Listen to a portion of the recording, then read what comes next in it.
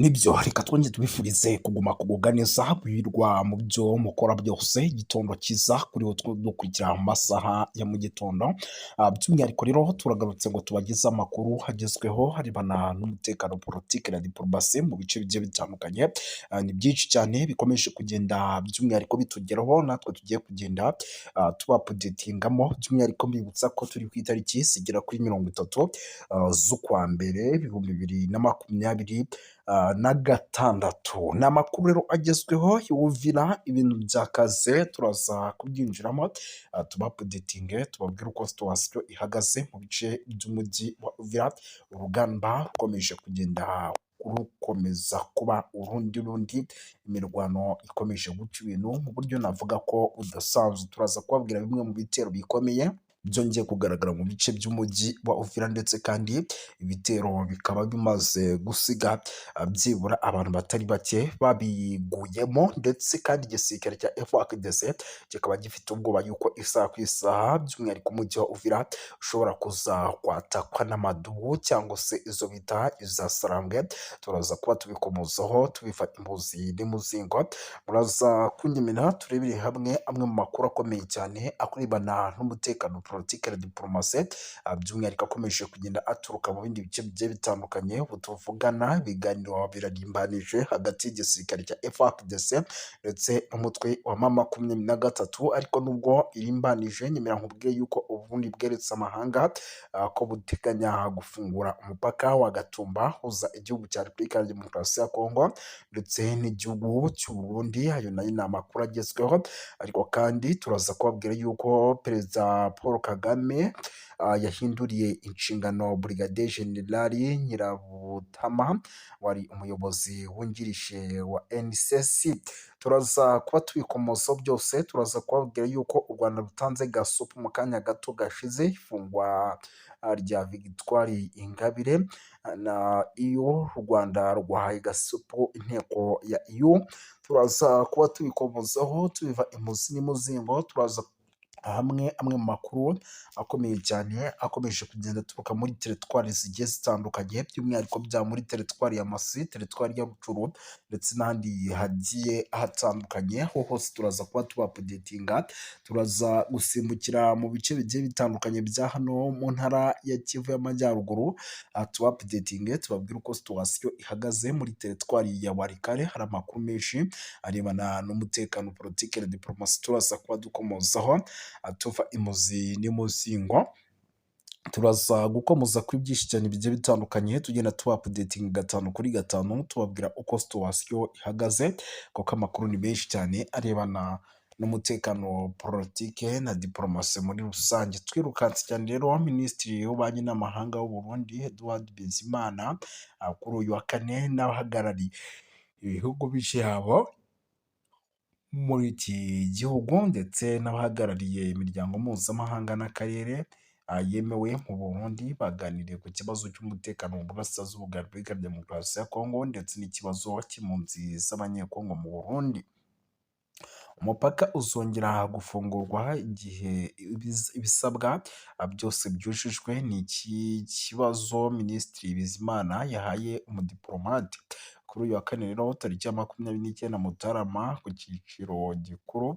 cyicaro gikuru cya Minisiteri y'Ububanyi n'Amahanga i Bujumbura, ubwo yatangaga ikiganiro ku bijyanye n'umutekano mu burasirazuba bwa Repubulika ya Demokarasi ya Kongo n'impunzi z'abanyekongo mu Burundi.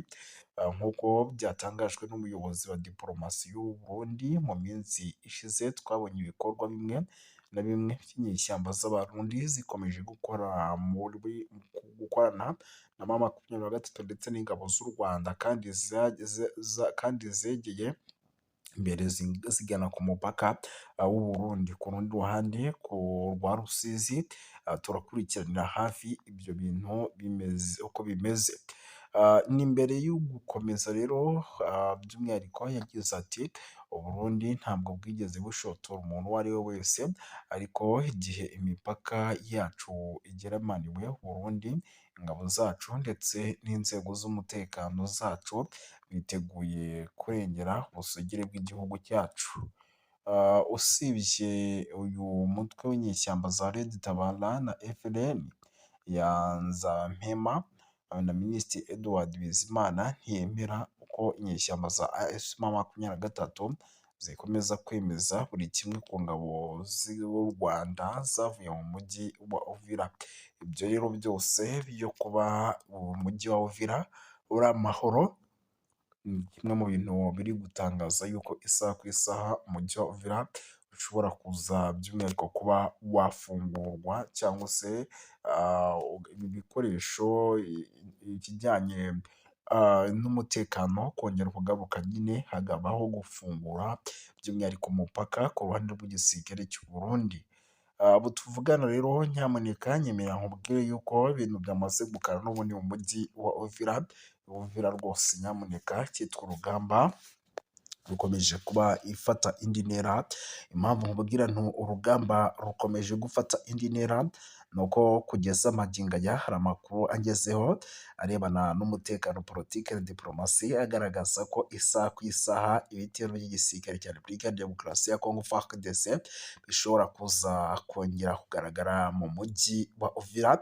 Turaza ibyo byose kubikomozaho, tugende tubiva imuzi n'imuzingo, ariko kwa Karamabenge mu bice bya Songo ahitwa za Kibindura, aho hose hongeye kugaragara ibitero bikomeye cyane, ndetse n'ibitero bishobora kuza kugira ingaruka ku gisirikare cya M23 ko amasaha akomeje kugenda yigira imbere.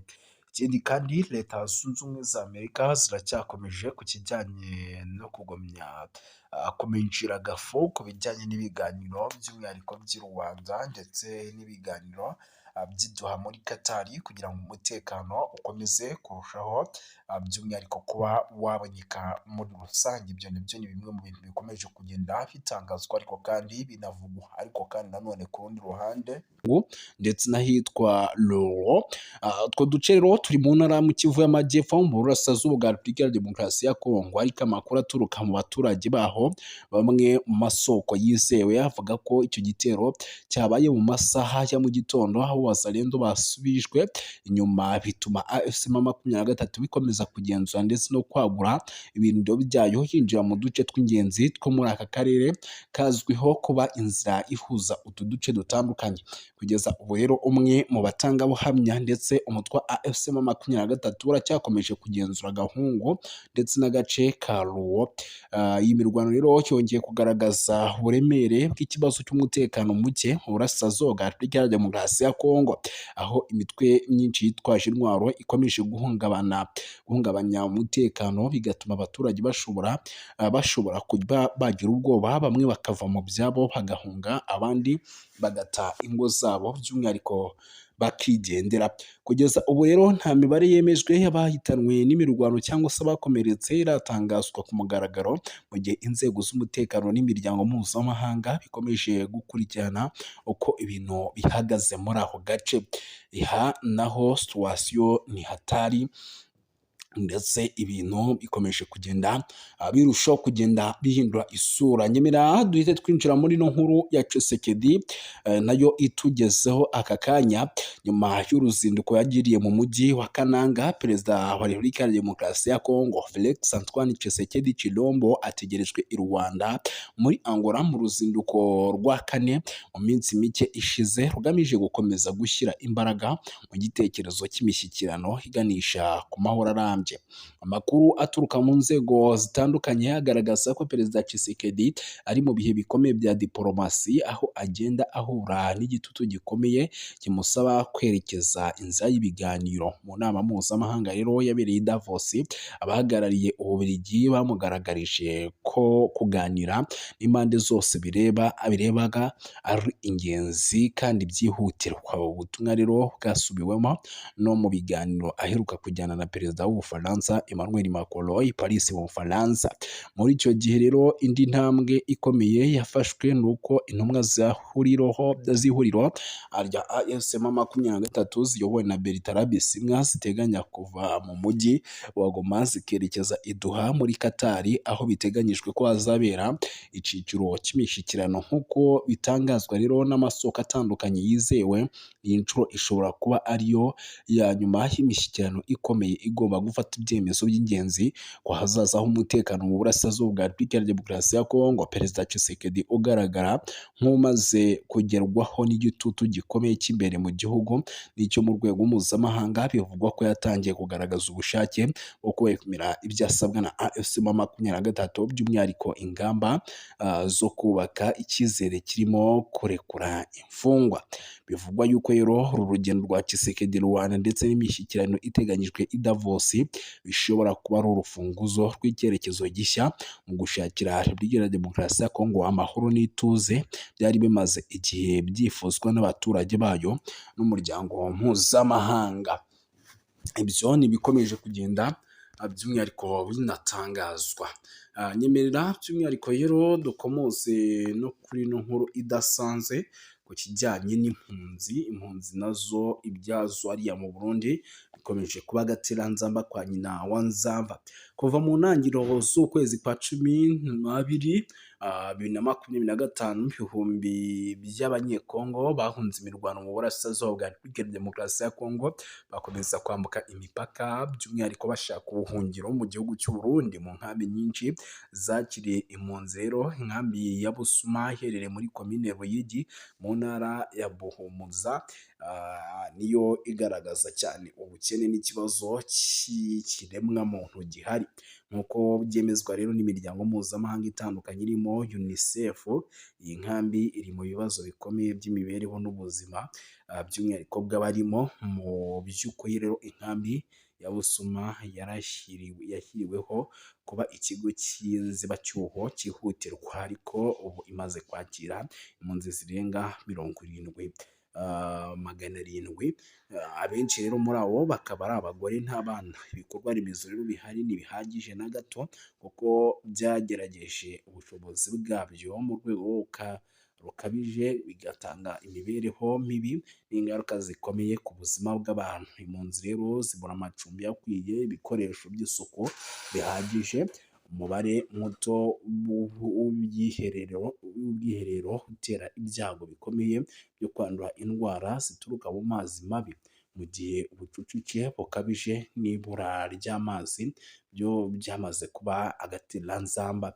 N'indwara karundura rero zimeze nabi. Nubwo imiryango rero y'ubutabazi ikomeje kugerageza kongera serivisi z'abantu benshi biturutse mu mibereho mibi n'ubuzima butameze neza.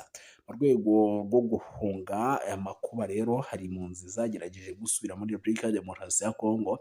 Imipaka yari ifunze kandi zirushaho zari zarahawe n'ishami ry'umuryango w'abibumbye ryita ku mpunzi HCR cyangwa leta y'u Burundi. Cyakora abo bose bafashwe n'inzego z'umutekano basubizwa ku ngufu mu nkambi.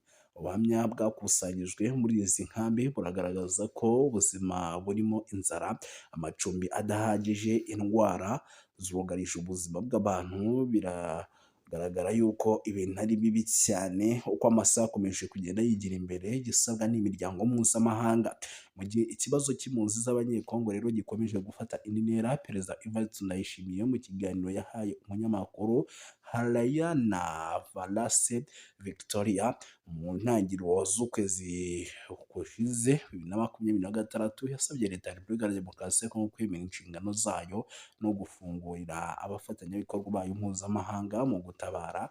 Ashimangira ko u Burundi budafite ubushobozi bwo gukemura bwonyine iki kibazo gikomeye cy'ikiremwa muntu.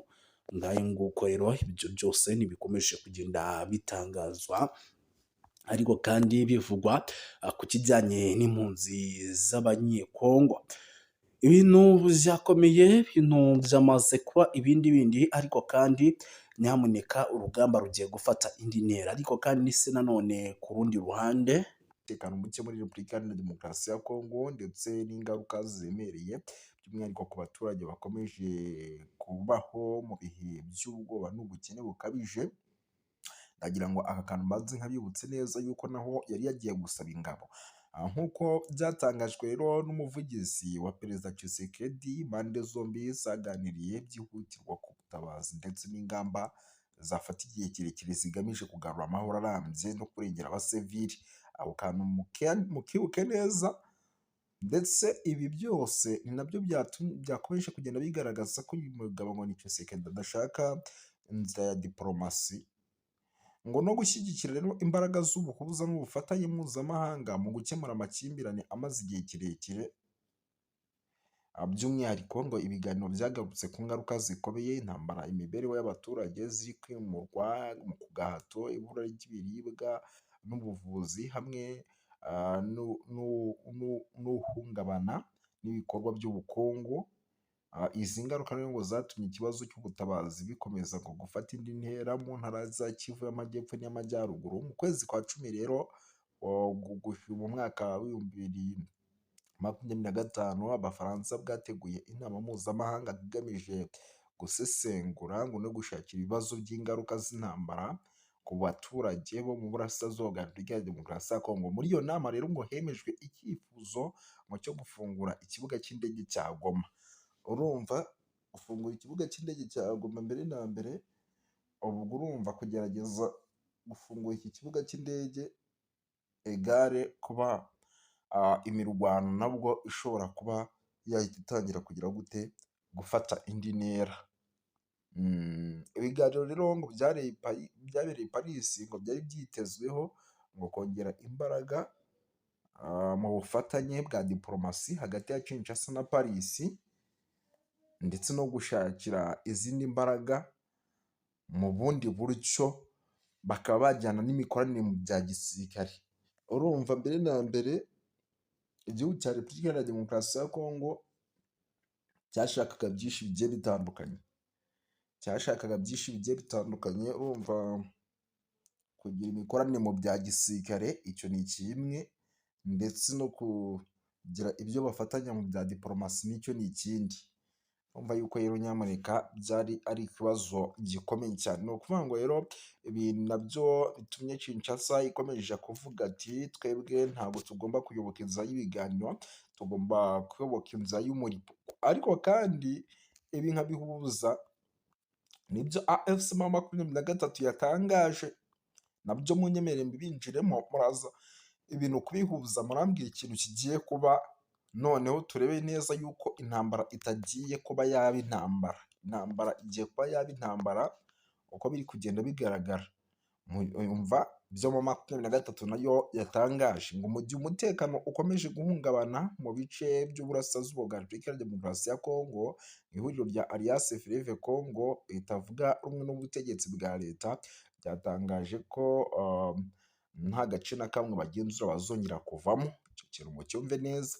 Mu itangazo ryashyizwe ahagaragara mbere ya tariki 26 z'ukwa mbere 2026, umuvugizi wa AFC M23 Laurent Kanyuka yatangaje ko ihuriro ryiyemeje kuguma ku butaka ryamaze gufata burimo imijyi Goma na Bukavu ifatwa nk'ingenzi mu ntara ya Kivu y'Amajyaruguru, mu ntara ya Kivu y'Amajyepfo. Iri tangazo rero ryakurikiye amagambo y'ingabo za leta ya Repubulika ya Demokarasi ya Kongo FARDC zatangaje ko tariki ya 23 z'ukwa mbere 2026 zinjije AFC M23 mu gutegura mu mutekano muke mu duce bavuga ko bavuyemo.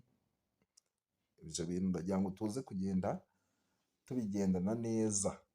Kanyuka yagize ati nta gace na kamwe tugenzura tuzongera kuvamo. Yakomeje avuga ko iki cyemezo ngo kigamije gushyira imbere inyungu z'abaturage batuye mu duce twafashwe, hashingiye ku byo AFC M23 yise ibyemezo byafashwe n'abaturage bo kwiyunga n'inzego zayo z'umutekano n'imiyoborere. AFC M23 rero ni ihuriro rya gisirikare rya politike rikomoka mu mutwe wa M23 Movement, rizwi kandi ku izina rya Congo Rifa Alliance. Uyu mutwe rero umaze igihe uhangana n'ubutegetsi bwa Repubulika ya Demokarasi ya Kongo, cyane cyane mu bice by'uburasirazuba bw'iki gihugu, aho intambara imaze imyaka myinshi iteza umutekano muke.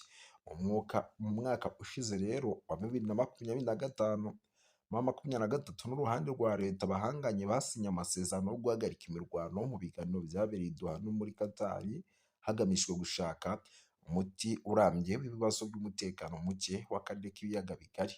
Icyakora nubwo ayo masezerano yari ategerejweho kugarura ituze, ishyirwa mu bikorwa ryayo ryakomeje kugongwa n'imbogamizi zitandukanye. Mu minsi ishize AFC M23 yatangiye gushyiraho inzego zayo z'ubutabera mu duce igenzura, harimo no gutoranya abacamanza bashya, ivuga ko bigamije kugarura ubutabera mu baturage. Ibi bikorwa rero byanamaganwe n'inzego za leta ya Repubulika ya Demokarasi ya Kongo ndetse